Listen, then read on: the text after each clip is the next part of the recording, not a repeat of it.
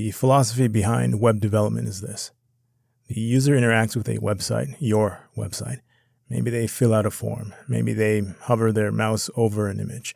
Maybe they click a checkout button on their shopping cart. Whatever it is, all of these user actions can be monitored by you, the programmer. You can capture the information from the form they fill out. You can enlarge the image when they hover over it. You can present the user with all of their shopping cart items when they click the checkout. In this back and forth dance, there is the concept of a foreground and background.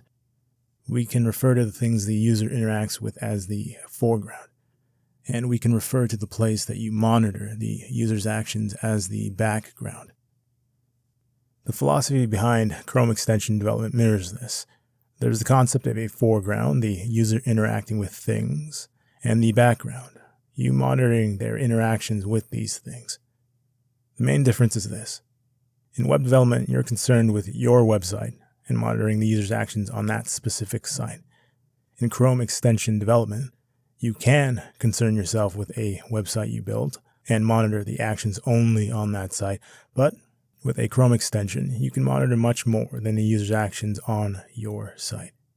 You can monitor things like every tab the user has opened in their browser, what the URLs of those tabs are, how many different windows the user has opened, every tab in those windows, the URL of those tabs. Has the user closed a tab? Has the user navigated away from a tab? Has the user refreshed a tab? What information is the user looking at? Is the user clicking on anything in those tabs? And just like web development, you have the ability to respond to these user actions.